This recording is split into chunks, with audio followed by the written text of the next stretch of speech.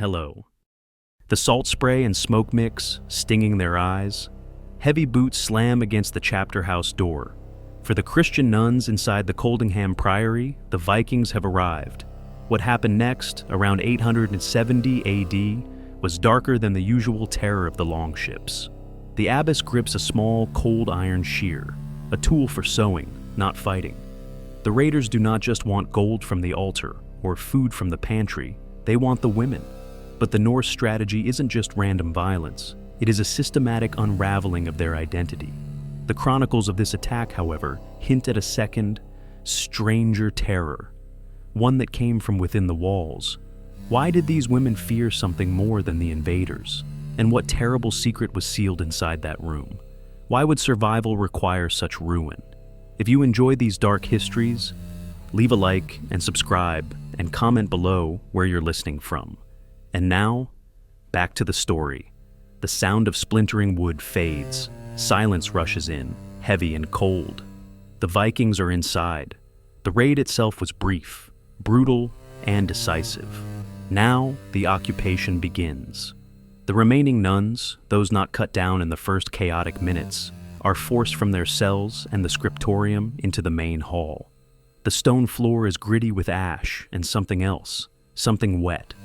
The air smells of pine resin from the raiders' torches and the metallic tang of fresh fear. This is not a negotiation, it is processing. The Norsemen move with a grim economy. They do not speak, they point. One raider, holding a piece of charcoal from the ruined hearth, marks a crude line on the sleeve of each nun, a rough X. They are counted like cattle, shoved into lines, their names, their station, their vows, all erased by that single rough mark. They are inventory. They no longer belong to God. They belong to the axe. Abbess Æbbe stands among them. Her face is a mask of stone. In the folds of her woolen habit, her hand is clenched tight around the small iron shear from the sewing room. It is a simple tool meant for cutting thread, for mending vestments. Now, it feels like an anchor in a freezing sea. Its sharp points dig into her palm. She focuses on the bite of the metal. A younger nun, barely 16, begins to tremble violently. An older sister, her face already bruised, moves slightly to shield the girl, whispering a single word from the rule of Saint Benedict. Obsculta. Listen. It is not a call to fight. It is a call to discipline, a reminder of who they are, even as the marks on their arms claim they are only what they are. But how can discipline defend against chains? A leader, armored in leather and chain, gestures to a captive. A frightened monk, dragged from a hiding place, is forced to translate. His voice cracks. The message is simple. A mercy is offered. The Norseman, the monk stammers, admire strength. They are not here to just burn the priory, they are here for profit. The women will be taken. They will be useful. Those who are sensible will be fed on the journey. They will fetch a good price in the slave markets of Dublin or Jorvik. They will live in a new life, serving new masters. The price is simple. Do not fight. Do not resist. Be quiet property. Compliance offered one fate. Defiance offered another. The abbess looks at the translator, then at the Viking leader. She understands the mercy. It is the mercy of the butcher for the lamb, a clean journey to the block. She sees the longships waiting on the shore, sees the cold iron chains, smells the damp rot of the hulls. She sees the end of their world. The iron shear in her hand is no longer just a tool, it is an idea, a terrible, sharp idea. The priory was built to keep the world out, a fortress of faith. Now, its cold walls were a cage. The translator waits for an answer. The Viking taps his axe handle impatiently, the sound echoing in the sudden quiet. The choice was not between life and death. It was between two different endings, two forms of annihilation. What price would they pay to remain who they were? The translator finishes. The Viking leader steps forward, his hand resting on the hilt of his sword. The message is clear. The time for consideration is over. Comply, the monk whispers, his eyes pleading. Submit to the new masters, and you will be fed. You will live. Defy them, and the hall becomes your tomb. The choice is laid bare. a life of brutal servitude, or a quick death on the stones of their own church. Abbess Æbbe steps past the translator, facing the armored leader directly. She does not look at him. She looks through him. Her hand, hidden in her sleeve, grips the Iron Shear until her knuckles are white. She speaks one line, not to the raider, but to her sisters. Her voice is not loud, but it cuts through the smoky air. We will not be. The Viking does not need the translation. The refusal is plain. He barks a laugh. It is not amusement, it is contempt. He gestures to his men. Leave them. The raiders pull back, taking the torches. The heavy oak doors of the hall are slammed shut. A heavy bar drops into place on the outside. The first escalation is not violence, it is silence, and cold. The only light is a pale gray wash from the high, clear-story windows. The remaining nuns huddle together on the floor. Hours pass. The chill of the stone floor seeps into their bones. Thirst begins, a dry scratch in the throat. Fear, once a sharp spike, settles into a dull, heavy dread. But the Vikings misunderstood their enemy. They believed deprivation would break the women. They did not understand the rule. These women were already masters of deprivation. Their entire lives were a structured drill in ignoring the body, the fasts, the coarse wool habits, the midnight vigils in unheated chapels. What the raiders intended as torture was to the nuns simply Tuesday. Their discipline, meant to armor them against spiritual temptation, now became a physical shield. The abbess rises. She does not speak of hope. She speaks of order. She bids them kneel, and in the freezing dark, they begin to chant. The low, resonant drone of the Kyrie eleison. It is not a plea for rescue. It is an act of defiance. It is a declaration that this space, though captured, is still theirs. When the Vikings unbar the door the next morning, they are not met with cries for mercy. They are met with the unified, cold chant of the Litany of Saints. The leader's patience breaks. This is an insult. He orders the windows shuttered from the outside. The gray light vanishes. The world is reduced to absolute black. The door slams. The bar falls. The silence is now total. But what new resolve could form in such a void? It is in this complete sensory deprivation that the true why is revealed. Abbess Æbbe speaks into the blackness. Her voice is calm. She reminds them of the mercy offered, a new life, in Dublin, in Jorvik. She speaks the word the Vikings never used, slaves.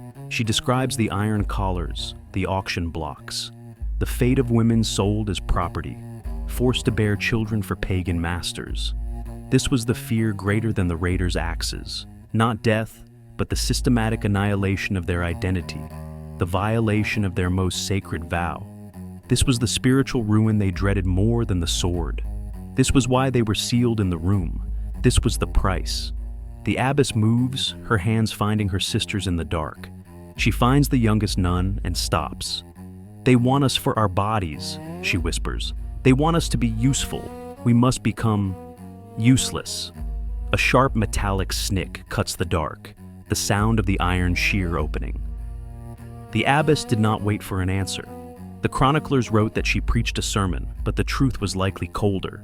It was an act, a sharp intake of breath, a muffled sound of pain. Not a scream, but a gasp. She had done it to herself first. She had cut her own face. In the dark, a hand reaches out trembling and finds the abbess's arm. Me, a voice whispers. Now me. The Iron Shear, the simple tool of mending, became the instrument of their terrible hidden choice. One by one, they destroyed the very thing the raiders had come to steal. They had chosen their own ending. The heavy bar scrapes back. The door groans open. Sunlight, sharp and aggressive, floods the hall. It illuminates what the darkness had conceived. The Vikings stand silhouetted, expecting to find women broken by thirst and fear, begging for the mercy of the slave ship. Instead, they find a gallery of horrors. The nuns are kneeling. They are chanting, but their voices are thick and muffled. Their white wimples are stained crimson. Their faces are ruined. The Abbess Æbbe stands before them, her own features a mask of fresh, terrible wounds. In her hand, she holds the small Iron Shear, its metal dark and wet. This is the hidden truth of Coldingham. This was their rebirth. They were not victims in the way the raiders understood. They had seized control of the one thing they had left, their own flesh.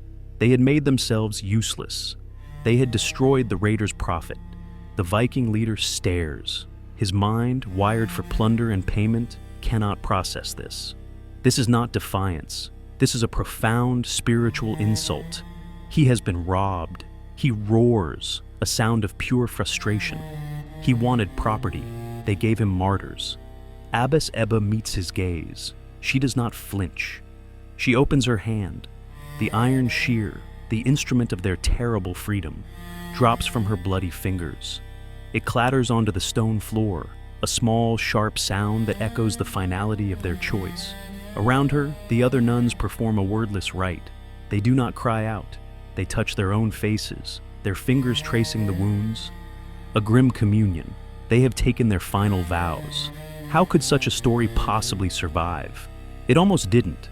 The official histories written by later, more civilized chroniclers softened the event. They preferred the image of pious women praying as the swords fell. But the act itself, the self-mutilation, was too visceral, too savage for their delicate records. Yet, a thread remains. A monastic chronicle, possibly drawing from earlier, lost accounts like that of Matthew Paris, speaks cautiously of Abbess Æbbe's terrible devotion. It hints at an act so extreme that it forced the raider's hand, an act that sanctified the ground. This is what was hidden.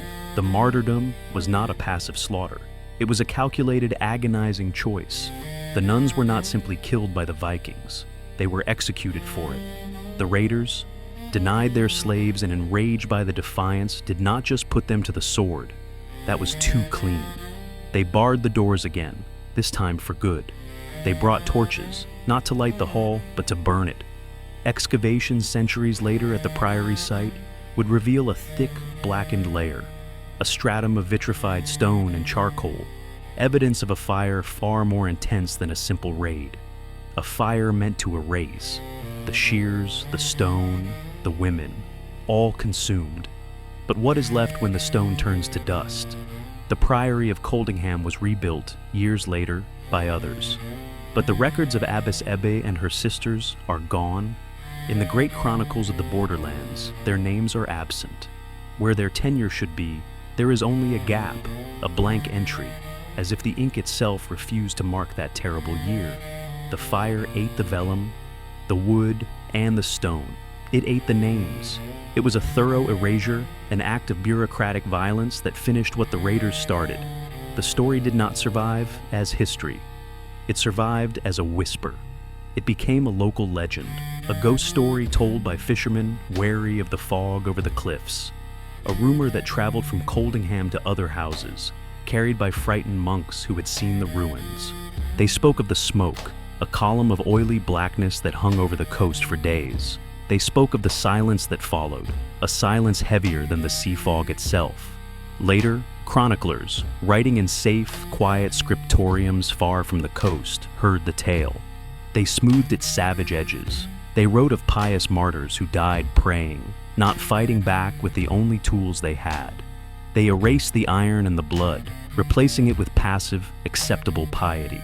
The truth was too dark, too sharp for their official histories. The salt spray and smoke are long gone. The stone hall is just a foundation, cold under the grass. But the echo remains. The act was meant to be an ending, a final, defiant no. But it became a story.